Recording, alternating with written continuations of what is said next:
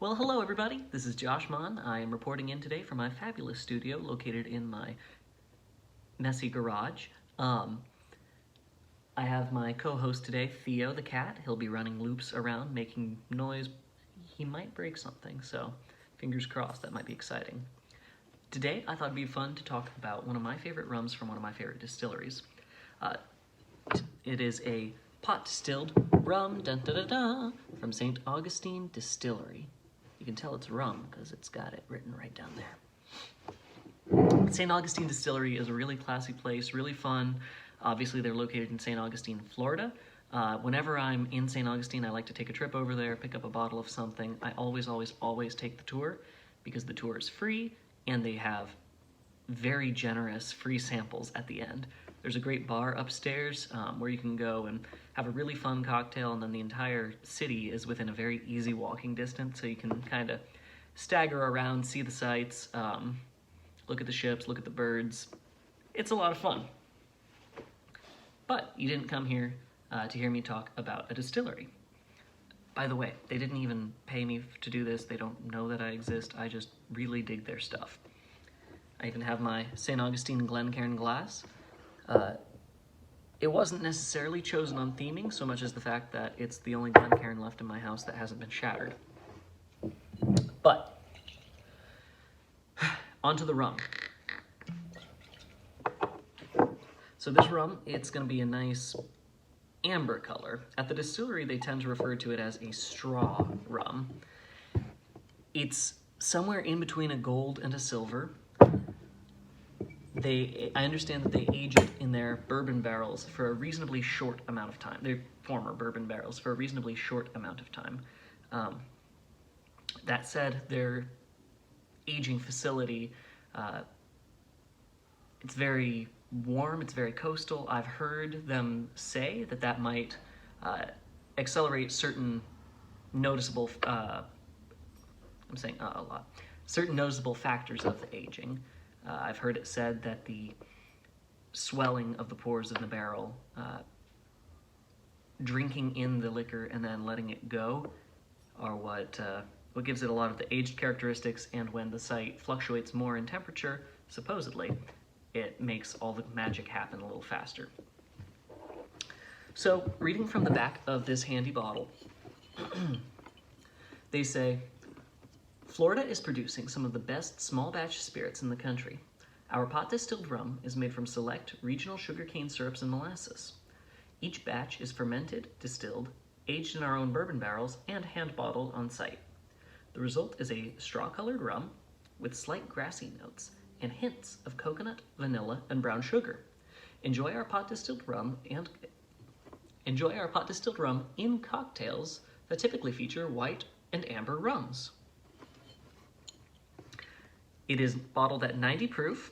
Now, I will say I got this bottle a while ago, and there is some headspace in there, so my sample will be both from an earlier batch and a little more oxidized. I have tasted their more recent batches, and they do seem very consistent since then, so I don't think my experience will be too different than yours.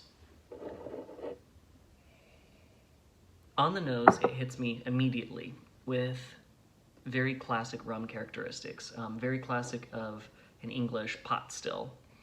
Vanilla, caramel, toffee. This rum itself, it doesn't smell abundantly saccharine. It's more like walking by the candy store rather than eating the candy. There's a really fascinating note to the aroma as well, which I get sometimes in specialty rums, most notably from a rum I got in Atlanta. I think it was just the Atlanta Distillery. Sorry, my cat's breaking things. There's a certain aroma almost of cola.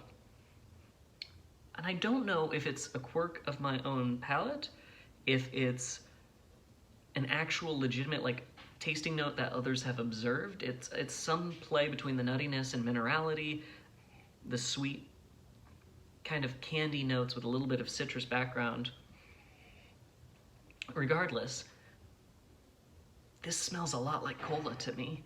And it's not something I mind too much.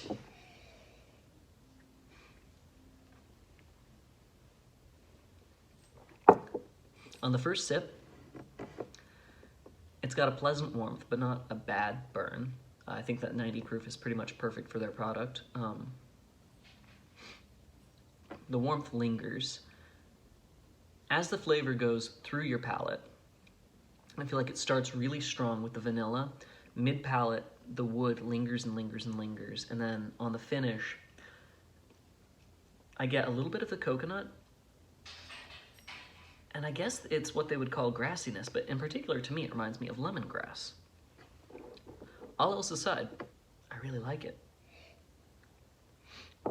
Rum is a really cool drink here in Florida because we kind of have this old history of growing sugar and distilling rum, and we also have a history of pirates. Rum being associated with pirates is one of the more apparent and inconsequential meanderings, I guess.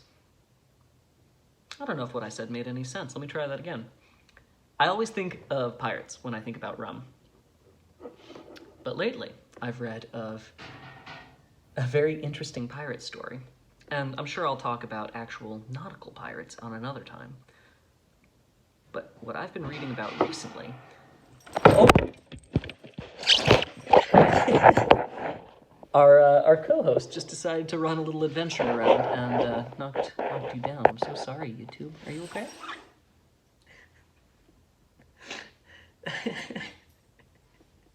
You know, I think I'm gonna keep that in there. He's added some character to the show. Hi, Theo.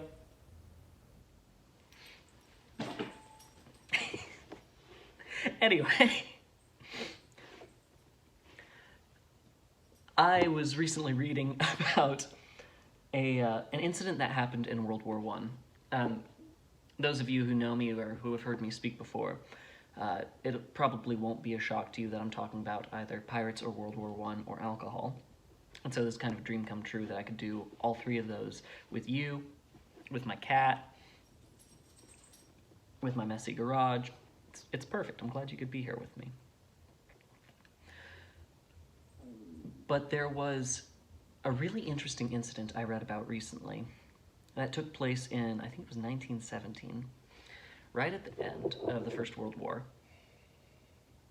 when a German L-23 Zeppelin committed the only known act of sky piracy in our history. And I say known just because it's cooler to imagine that there are secret sky pirates.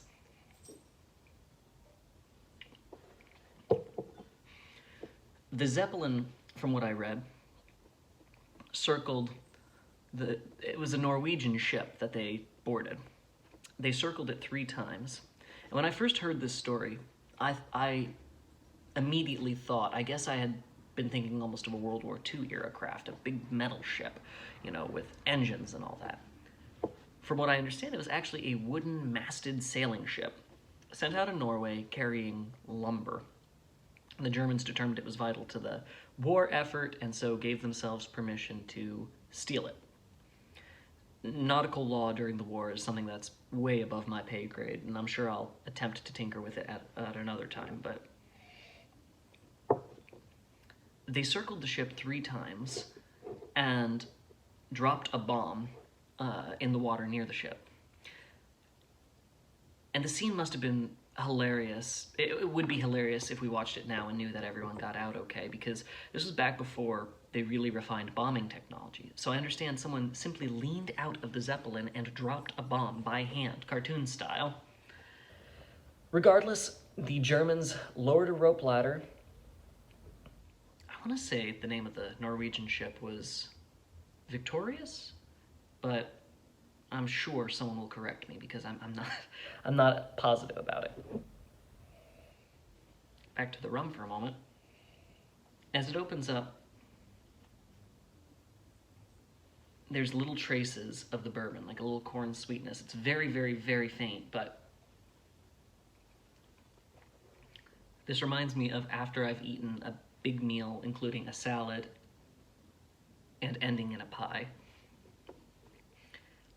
It's very complex, but very accessible. Anyway, They lowered a rope ladder from the Zeppelin, ordering the ship to stop, ordering the sailors to abandon the ship. 3 German soldiers, crewmen, crawled down the rope ladder and leapt off onto the ship to claim it as their prize. I understand the Zeppelin captain did not take into effect, though, the effect that the sudden loss of the weight of 3 folks would have on the Zeppelin, because apparently it bounced almost out of range very shortly thereafter. So 3 was the limit of the boarding party. I can't find a lot more that's written in the English language about the incident. I'm sure there are things written in Norwegian and in German about it. I'm sad to say that I don't speak those. I hardly speak English. But I thought it was a pretty cool story. I understand that Zeppelin, the L-23, was shot down, I think 4 months later, 3 or 4 months later.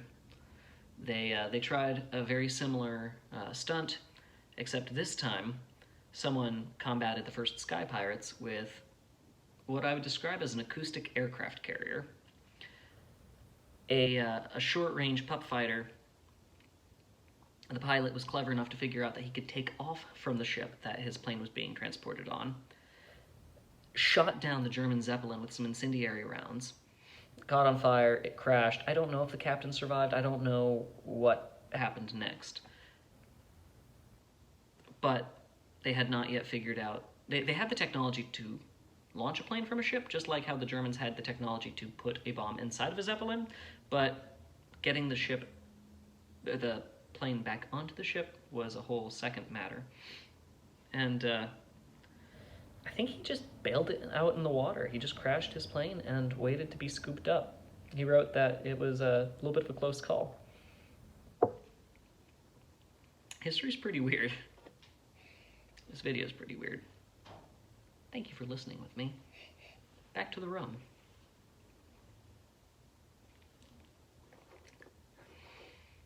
This is a very adaptable rum. It takes mixing rather well. Tiki drinks, it's a little sweet to complement the natural like nutty sweetness if you're doing like an almond syrup, but it's not cloying so that it doesn't become too much when you mix it with fruit juices. I don't really like to mix rum and cola, even though my favorite rum tastes like cola. But when I do, if you mix a very short one, you know, maybe 1.5 ounces of this rum with 1.5 ounces of the cola, it's really tasty. If you have the chance to try St. Augustine Distillery's products, if you have the chance to try this rum in particular, I'd really be pleased, or I'd really love to hear if you were as pleased with it as I am. They make a really good product. I think it's like $35 for a pretty good bottle of rum. The company is very environmentally friendly, and it's just pretty cool. Anyway, thank you for listening to my musings about Sky Piracy and rum, and also my cat who knocked you over. And again, I do apologize. I hope you'll meet me again in my garage soon.